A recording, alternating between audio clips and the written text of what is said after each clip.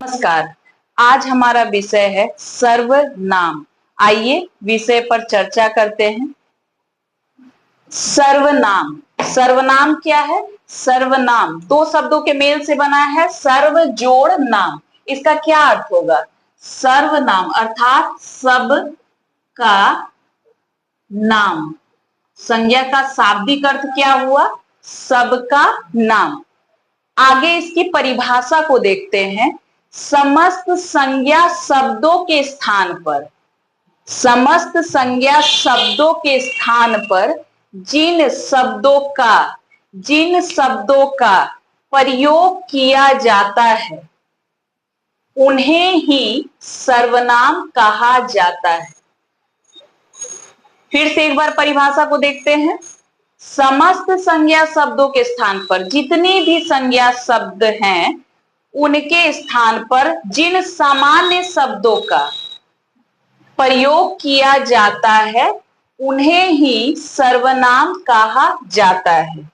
अर्थात सर्वनाम वो है जो संज्ञा के स्थान पर प्रयोग किया जाए, जिसका प्रयोग संज्ञा के स्थान पर हो।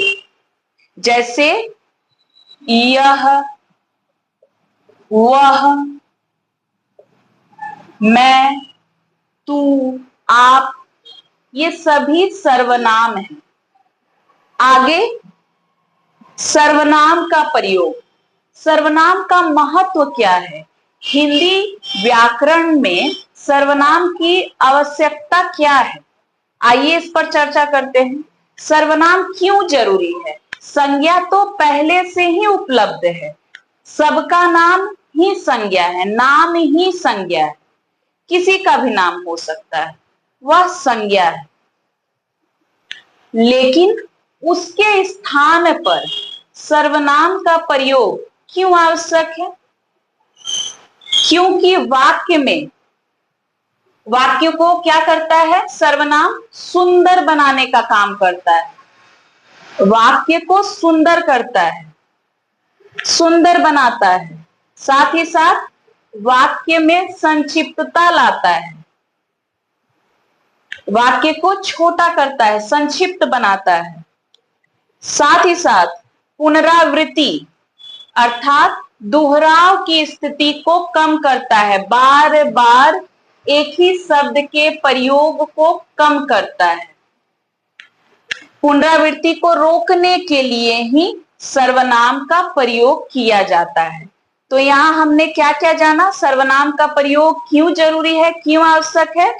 ताकि वाक्य सुंदर लगे, संक्षिप्त दिखे और उसमें दोहराव की स्थिति ना हो, बार बार एक ही शब्द को लिखना ना पड़े।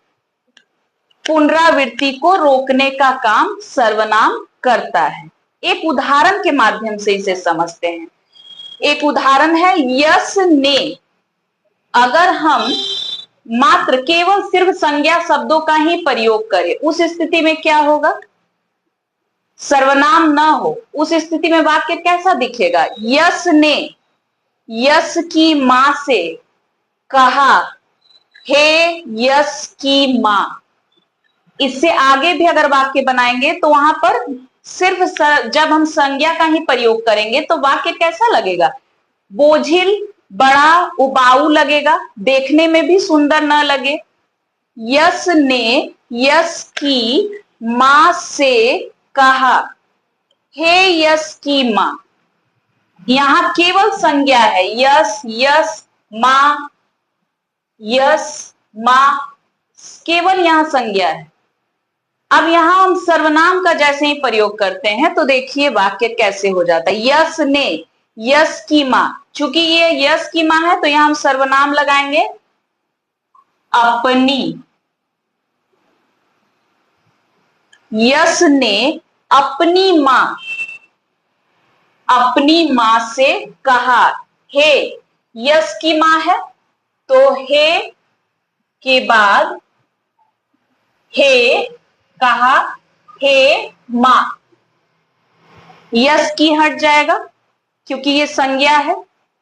तो यस ने अपनी मां से कहा, हे मां। वाक्य बहुत ही सुंदर हो गया, संक्षिप्त भी हो गया, और जो दोहराव की स्थिति थी, पुनरावृत्ति थी, यस यस माँ यस माँ, ये दोहराव से भी बच गए। इस वाक्य में दोहराव को भी रोकने का काम हुआ, पुनरावृत्ति को रोकने का काम हुआ। तो ये किसने किया? ये सर्वनाम ने किया। तो यहां तक उम्मीद है बात समझ में आ गई होगी कि सर्वनाम क्यों जरूरी है, क्यों आवश्यक है, ताकि वाक्य सुंदर दिखे, संक्षिप्त दिखे और पुनरावृत्ति भी रुक जाए। आगे बढ़ते हैं, सर्वनाम से जुड़े अन्य तथ्यों को जानते हैं। सर्वनाम क्या है? विकारी शब्द है। मैंने पहले ही विकारी शब्दों पर चर्चा की है, आप जाकर उन वीडियोस को देखेंगे तो विकारी शब्द पर 2 से 3 वीडियो अभी आपको चैनल पर दिखेंगे, उपलब्ध है। सर्वनाम क्या है? विकारी शब्द है। विकारी शब्द है अर्थात इसके अर्थ में परिवर्तन होते ही इसके रूप में भी परिवर्तन आ जाता है। जब हम इनके अर्थ में परिवर्तन करते हैं तो रूप में भी परिवर्तन होता है, इसलिए सर्वनाम विकारी शब्द है। और इसका विकारक कौन है? इसमें विकार कौन उत्पन्न कर रहा है?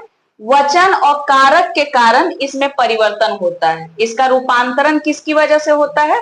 वचन और कारक की वजह से। इसको ध्यान में रखिएगा। लिंग की वजह से सर्वनाम में कोई परिवर्तन नहीं आता है, ये महत्वपूर्ण बिंदु है। लिंग की वजह से कभी भी सर्वनाम में कोई परिवर्तन नहीं होता है, ना ही इसका कोई रूपांतरण संभव है। लिंग की वजह से कोई भी रूपांतरण नहीं आता है। जैसे यहाँ वाक्य देखिए, वह जा रहा है, ये पुल्लिंग का परिचायक है, वह जा रहा है, और वह जा रही है, ये स्त्रीलिंग का परिचायक है। लिंग यहाँ दिख रहा है, इस वाक्य में लिंग दिखाई दे रहा है, एक पुल्लिंग और एक स्त्रीलिंग, लेकिन दोनों के लिए ही, पुल्लिंग के लिए भी वह का प्रयोग हुआ है और स्त्री जाति का बोध कराने के लिए भी वह का। इसका क्या अर्थ हुआ कि यहाँ पर लिंग में कोई भी परिवर्तन नहीं आया है। तो सर्वनाम विकारी शब्द है और इसके विकारक कौन कौन है? इसमें विकार किनकी वजह से आता है? वचन और कारक के कारण आता है। और लिंग की वजह से सर्वनाम में कोई भी परिवर्तन नहीं होता है, कोई भी विकार उत्पन्न नहीं होता है। अब मूल सर्वनामों की संख्या कितनी है? तो मूल सर्वनाम की संख्या 11 है। इसको ध्यान में रखना है। मूल सर्वनाम की संख्या कितनी है? 11। कौन कौन से है? इनको याद कर लेना है। मैं, तू, आप, यह, वह। मैं, तू, आप, यह, वह, जो, सो, कोई, कुछ, कौन, क्या। ये कुल 11 सर्वनामों की संख्या है जिन्हें हमें सदैव याद रखना है। परीक्षा की दृष्टि से भी ये बहुत ही महत्वपूर्ण है। परीक्षा में ये अक्सर प्रश्न पूछा जाता है। मूल सर्वनामों की संख्या कितनी है? मूल सर्वनामों की संख्या 11 है। मैं, तू, आप, यह, वह, जो, सो, कोई, कुछ, कौन, क्या। तो उम्मीद है सर्वनाम से जुड़े महत्वपूर्ण तथ्यों पर आज जो मैंने चर्चा की है आपको विषय समझ में आया होगा। अगली कक्षा में सर्वनाम के भेदों पर हम चर्चा करेंगे। तब तक के लिए धन्यवाद।